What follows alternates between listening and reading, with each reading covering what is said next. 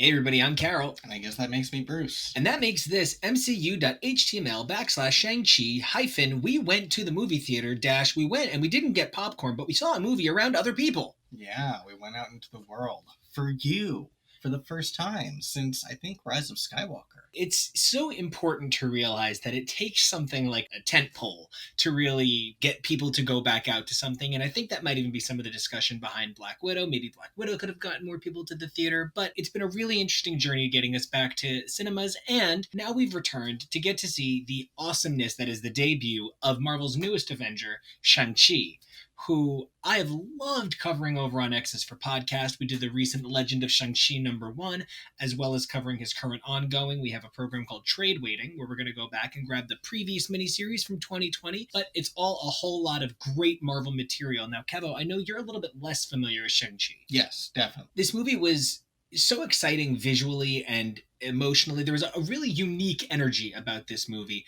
that I think worked pretty much from the beginning. Yeah, the opening of this film was really interesting. I liked that it was, the long ago type flashback, and the style choices they made for the introduction between Shang-Chi's parents was cinematically, I feel like it was hugely Asian inspired in a way that reminded me of things they tried to do in superhero movies back in the 90s, but it was still at a point where cinematically they weren't really being taken seriously, so a lot of people more found it silly. But now the world that we live in, that there is so much more cultural understanding and globalization of ideas, and they're able to do so much more and have such a better budget, that I think it was really such a beautiful sequence. A lot of the flashbacks in this film were very non-linear and spread throughout, but I don't think it really affected the story at all. I still enjoyed it. I didn't think I had trouble following the characters' relationships or understanding what their backstories were, even as we were fed more throughout the course of the film.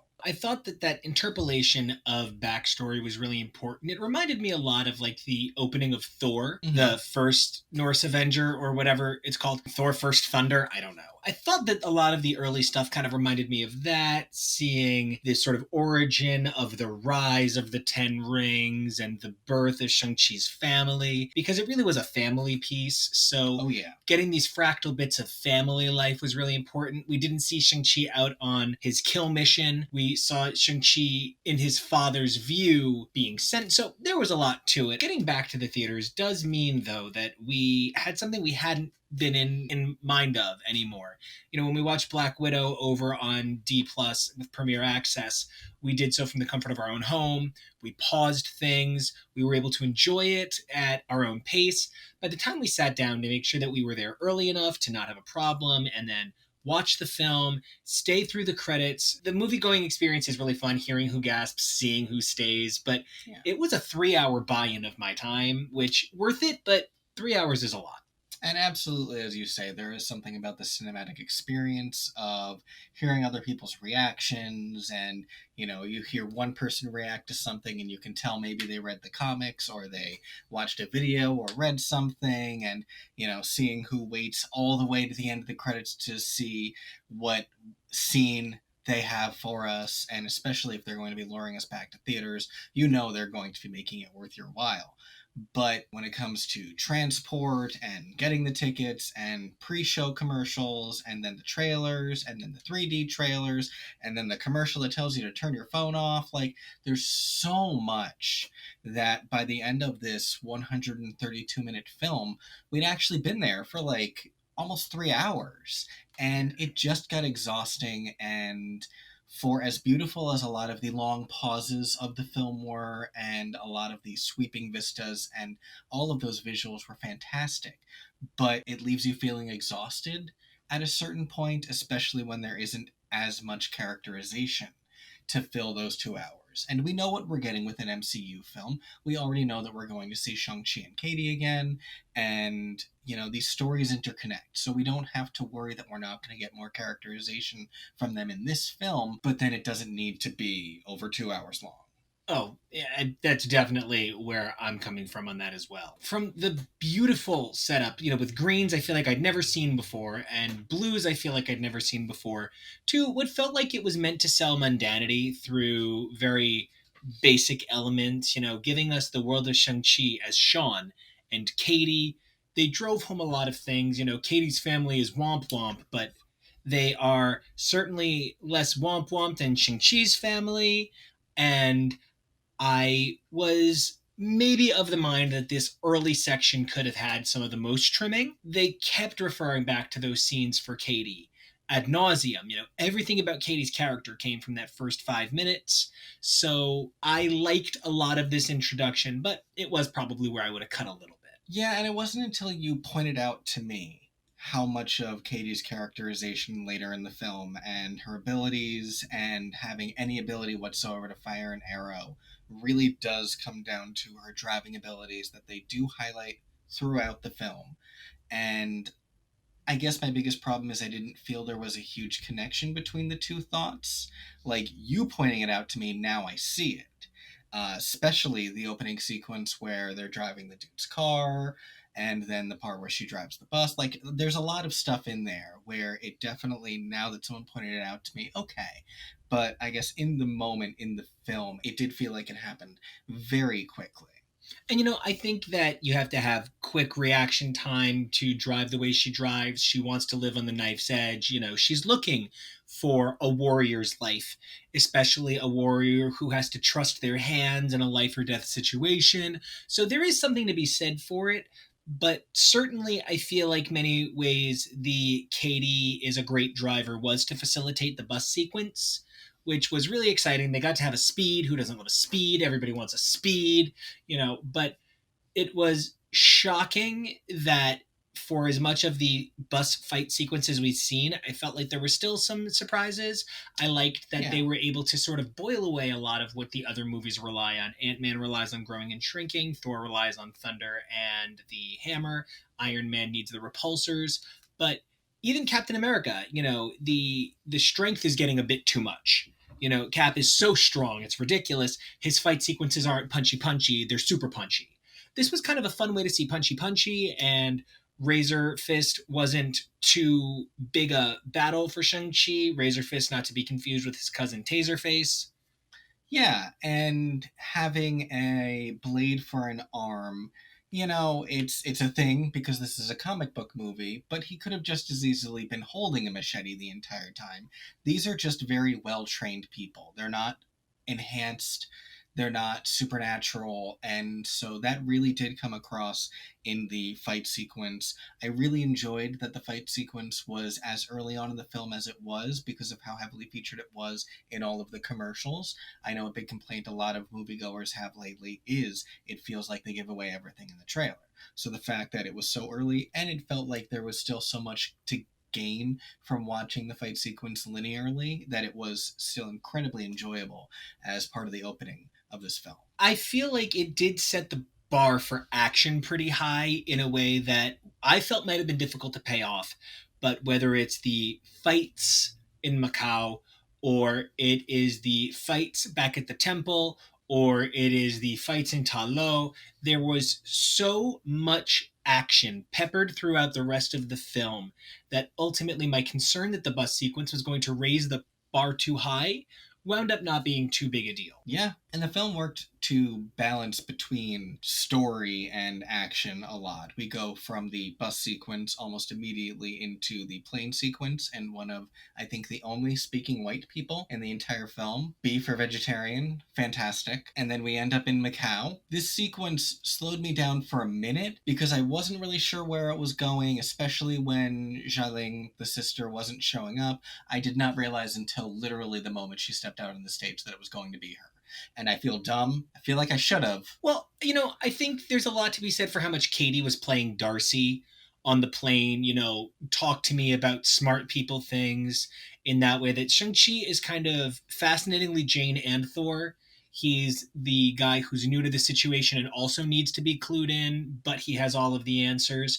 And both halves of that are Jane and Thor at all times. And so I feel like Katie played a lot of kind of listening along role, which, you were so focused on the fact that, and I'm just going to call them out on it, until the last couple of years, Marvel movies only had so many women in them. So if you were not expecting to see his sister, it's because there was already a woman in that scene. Yeah. I'm not sure where you were expecting to see a second woman enter that sequence, especially because you had Shang-Chi, Avenger. You had Wong, kind of an Avenger. You had Abomination, who I can't even get into the fact that Abomination and Hulk are in the same film and they don't even see each other. That is like such a weird guest spot move. You know, it's like having Lisa Kudrow and Courtney Cox Arquette both guest star on the same sitcom and but never share a scene. Why would you do it?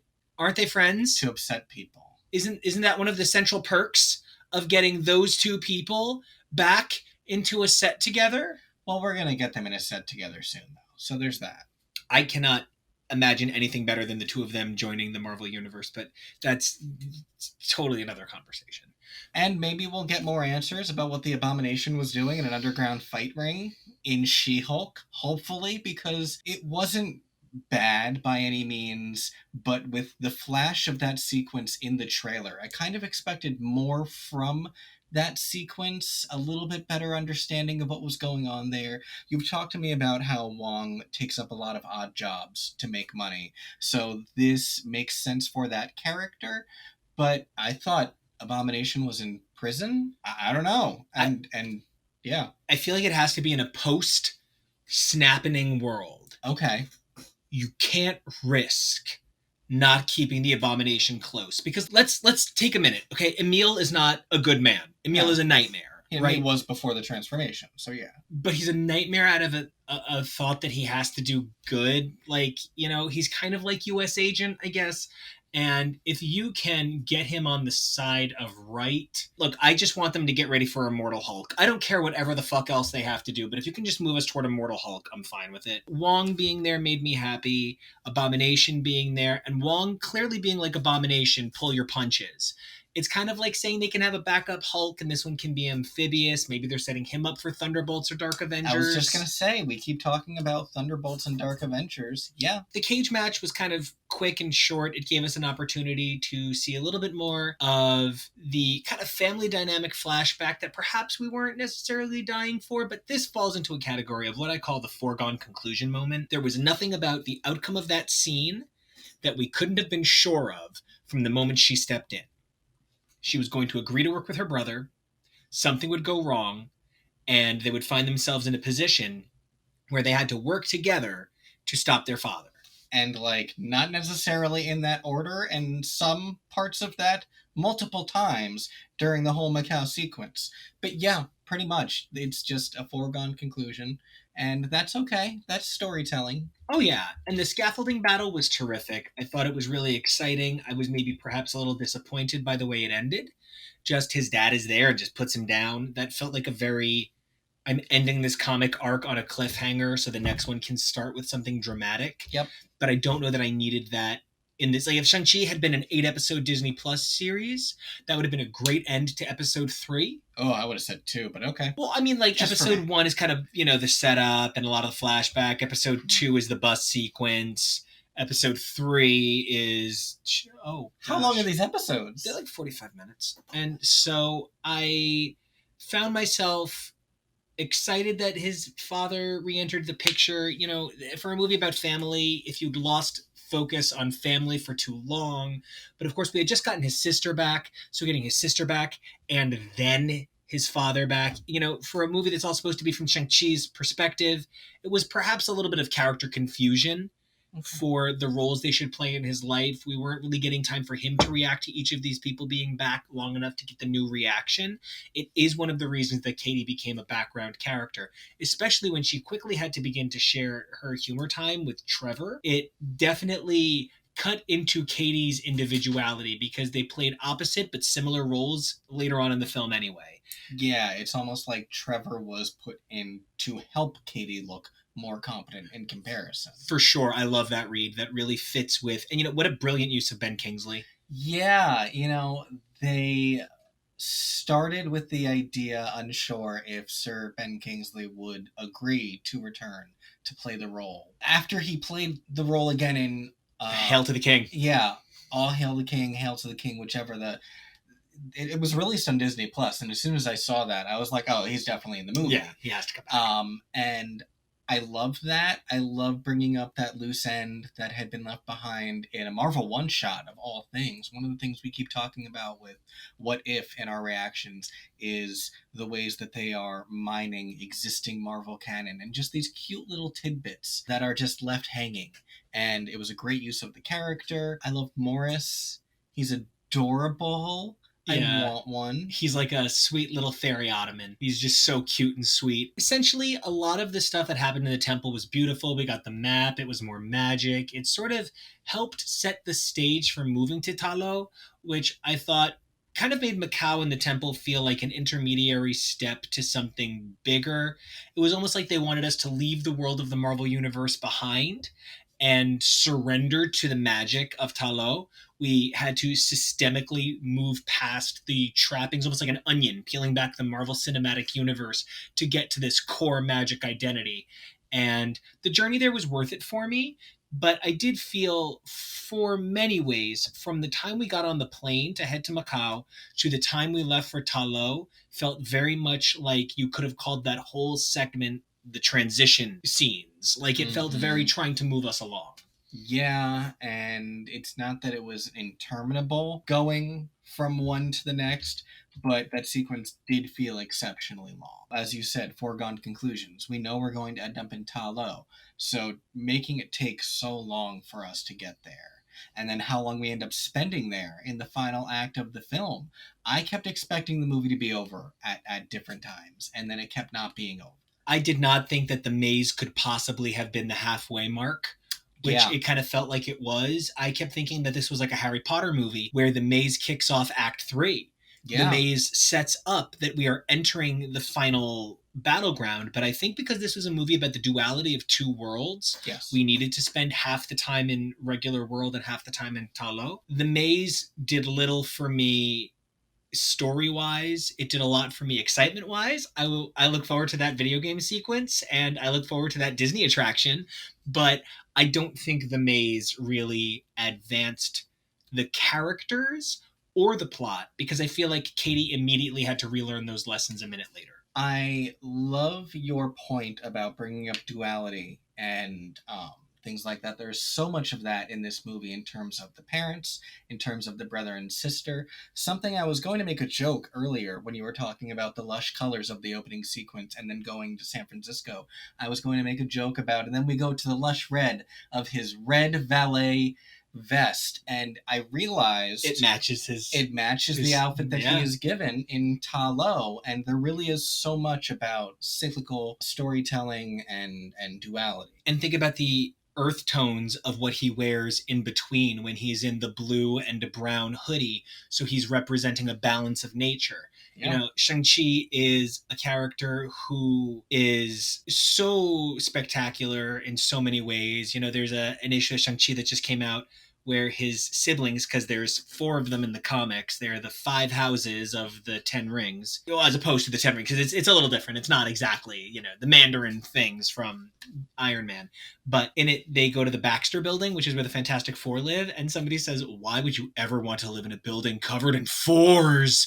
Because in Chinese mythology, 4 is unlucky. And somebody goes, no, these are Americans. They're worried about 13. And somebody goes, what did 13 ever do to them? Like, and it's just, that's the magic of Shang-Chi. So getting to spend time in a universe like that meant a lot. I'm not really sure how I feel about all the Ta Lo backstory and being like, we had cities that were more advanced than yours. I feel like that's a really cheap and easy thing that people like to insert into mythology. What? Okay, so here's the thing that's kind of tricky for me. Okay, I love Iron Fist. I love Iron Fist. And that was just one. Oh, you're going to keep going, aren't you? I love Iron Fist. I love Iron Fist, right? So I think Iron Fist is just one of the best characters. But, you know, he's kind of lost his luster because so much of Iron Fist's character is based on kind of cultural appropriation in a way that we're just not into anymore as a culture. So if you're going to ask me if I can accept Ta Lo is so advanced. But yeah. Yeah, of course I can because, you know, Kunlun, and the other capital cities of heaven. So it's not hard for me to accept that there are like mystic Asian cities that have amazing knowledge. And you know what? I'll even say they still must, because They must still have the knowledge, yes. and they must still have the technology, because they're able to forge those dragon scale weapons, which must mean that they have something capable of cutting dragon scale. Otherwise, they wouldn't be able to get so many blades from it.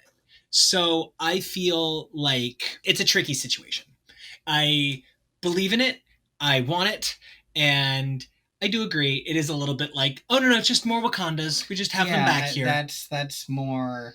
And there's an Asgard. My concern is we got more Wakanda in the back. Like, oh, okay. But what I will say is Wakanda thrived on Afrofuturism. Yeah. Ta Lo is post-apocalyptic, basically. Yeah. It was so organic in a kind way. Mm-hmm. It didn't feel like makeshift huts. It felt like a world built with great knowledge that sought to be as natural and part of the world as it could. Simple. Yeah. On purpose, by design. Yeah. Which is sort of what allowed me to be okay with that. They were like, oh, great protector and, great destroyer suddenly in film. It did feel a little bit like, oh, by the way, halfway through the movie, here are the bad guys just in case you needed them. Shang-Chi's father, not the bad guy. Kind of the bad guy, but the bad guy by way of puppetry. So I guess in that way, he's sort of Beetle Bamford. But I think that the core element of the story here is a creature willing to sacrifice itself to protect things, the Great Protector, versus a creature willing to sacrifice anything to become more powerful, the Great Destroyer.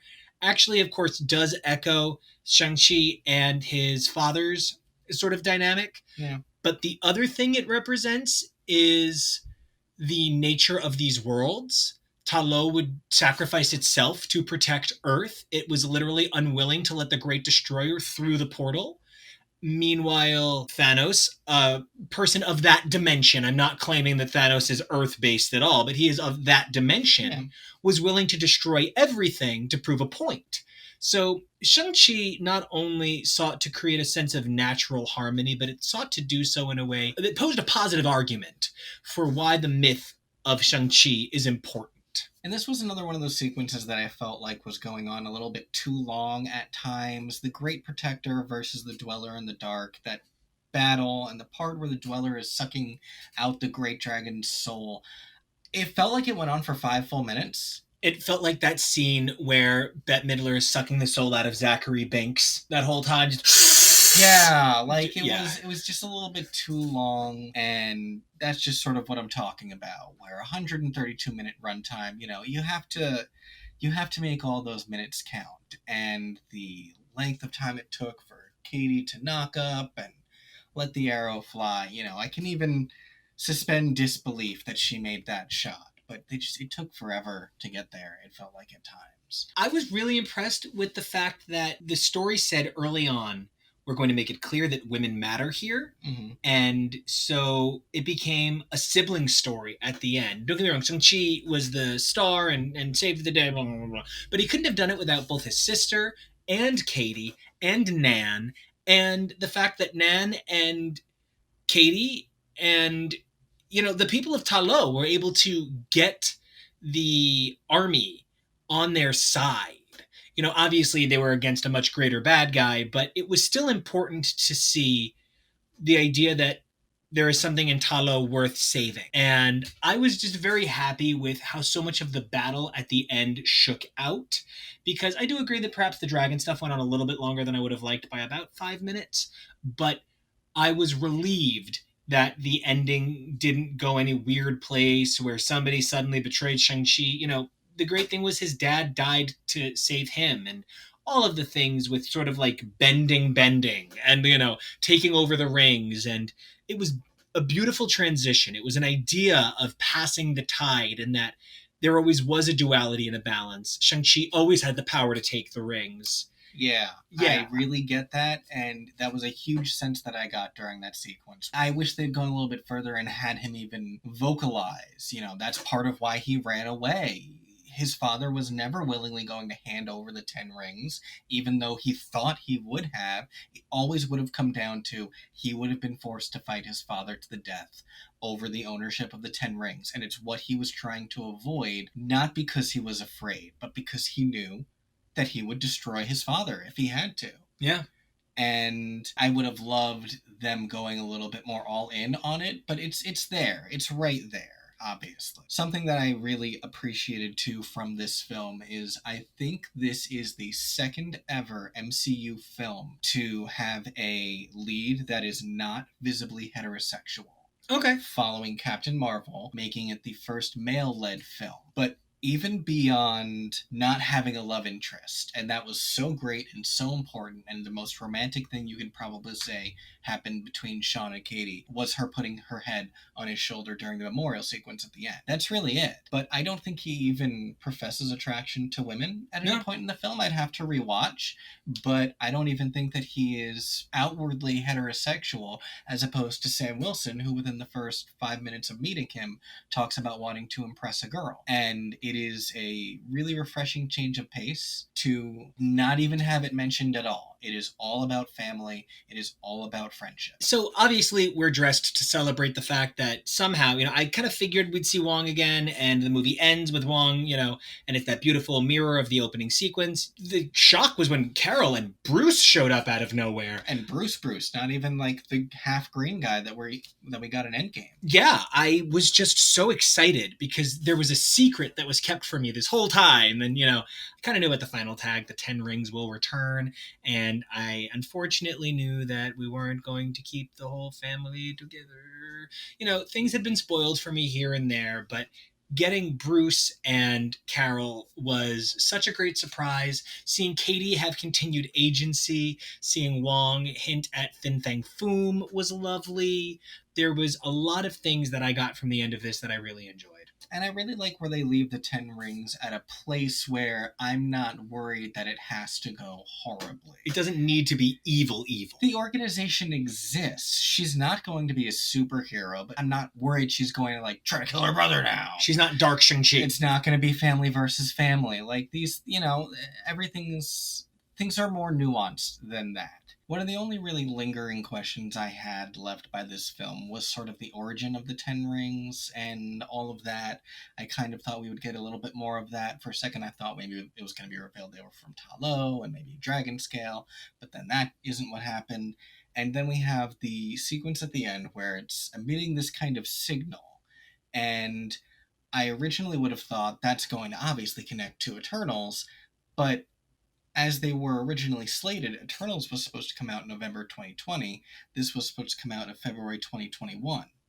So, but maybe it is still leading into Eternals, and it's something that they changed during production of Shang-Chi, which didn't start until beginning of 2020.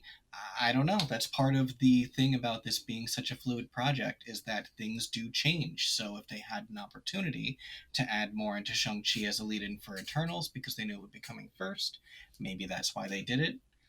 Who knows? Who knows indeed. But I look forward to more appearances from Shang-Chi and the rest of his cadre of characters in the future of the MCU, as this was definitely one of the strongest debuts for a new character we've had in quite a while. Yes, absolutely. And until next time, guys, we'll see ya. Hey guys, if you like that cut, do be sure to like some of our other materials. So don't forget to like, subscribe, and check out these other amazing videos here at X's for Podcast.